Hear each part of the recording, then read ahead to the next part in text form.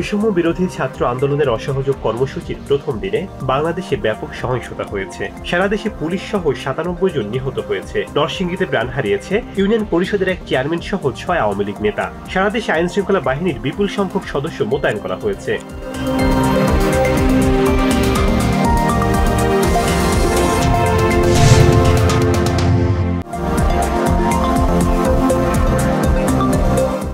সরকার পতনের এক দফা দাবিতে অসহযোগ আন্দোলনের প্রথম দিনে রাজধানী ঢাকার বিভিন্ন স্থানে সংঘর্ষ ধাওয়া পাল্টা ধাওয়ার ঘটনা ঘটেছে। রোববার সকালে শাহবাগে শুরু হয়ে সংঘর্ষ ছড়িয়ে পড়ে প্রেস ক্লাব, উত্তরা, শনিরাখড়া, রামপুরা সহ রাজধানীর বিভিন্ন এলাকায়। রবিবারের সংঘর্ষে রাজধানীতে এখন পর্যন্ত 11 জন নিহত হয়েছে।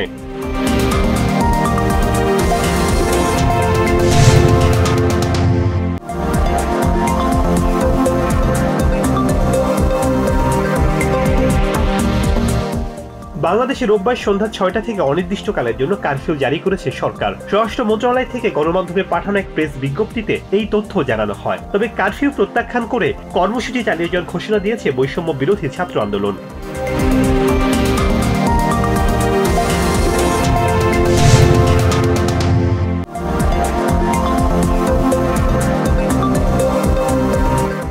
সোমবার মার্চ টু ঢাকা কর্মসূচির ঘোষণা দিয়েছে বৈষম্য বিরোধী ছাত্র আন্দোলন। এই কর্মসূচি অনুযায়ী সারা দেশ থেকে আন্দোলনকারীদের ঢাকায় আসার আহ্বান জানানো হয়েছে। বৈষম্য বিরোধী ছাত্র আন্দোলনের সমন্বয়ক আসিফ মাহমুদ এক বিবৃতিতে এ আহ্বান জানান।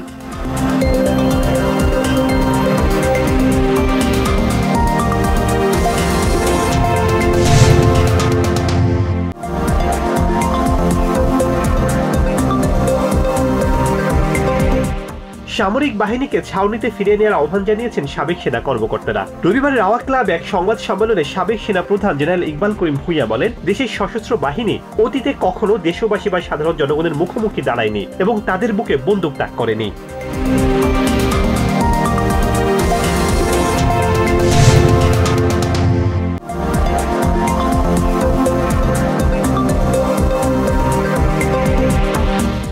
বৈষম্য বিরোধী ছাত্র আন্দোলন দমন করতে গিয়ে আওয়ামী লীগ সরকার যে নিষ্ঠুরতা ও বর্বরতার আশ্রয় নিয়েছে তা উপমহাদেশের ইতিহাসে বিরল বলে মন্তব্য করেছেন বিএনপি মহাসচিব মির্জা ফখরুল ইসলাম আলমগীর। সারা দেশে অস্বাভাবিক পরিস্থিতি বিরাজ করছে জানিয়ে তিনি বলেন, জনগণের বিরুদ্ধে যুদ্ধ ঘোষণা করেছে সরকার।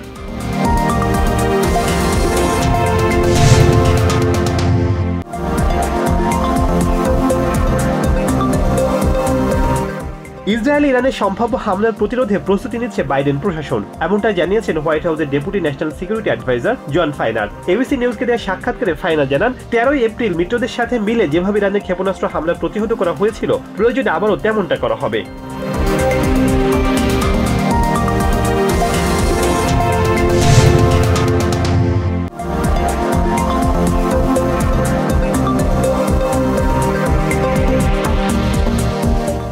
ইন্ডিয়ানে বজ্রপাতে এক অন্তঃসত্ত্বা কিশোরী ও এক তরুণের মৃত্যু হয়েছে। এস্টেটের কান্ট্রি স্কয়ার লেকস এলাকায় এই ঘটনা ঘটে। জেনিংস কাউন্টি শেরিফ অফিস জানিয়েছে, ঘটনার সময় বাড়ির পেছনে তাঁবুতে অবস্থান করছিলেন তারা। তাদের সম্পর্কে বিস্তারিত কিছু জানাতে পারেনি কর্তৃপক্ষ।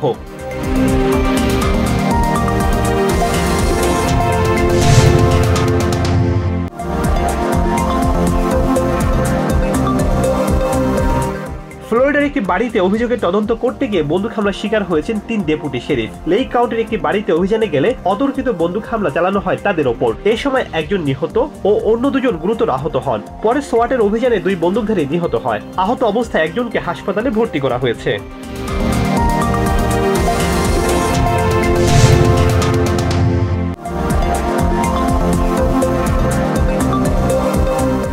প্যারিস অলিম্পিকের কোয়ার্টার ফাইনালে মেয়েদের ফুটবলে ফ্রান্সকে 1-0 গোলে হারিয়েছে ব্রাজিল। ম্যাচের শুরু থেকে আক্রমণ পাল্টা আক্রমণ চললেও কোনো দলই গোল করতে পারেনি। দ্বিতীয়ার্ধের শুরু থেকেও মরিয়া হয়ে খেলতে থাকে 2 দল।